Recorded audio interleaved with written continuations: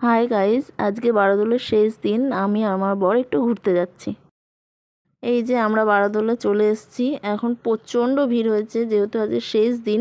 শেষ দিনে খুবই ভিড় হয়েছে। আর এই যে দোকানপাট, প্রচুর দোকান বসেছে বারোদোলে, সব কিছুর, কোনো কিছু বাদ যায়নি।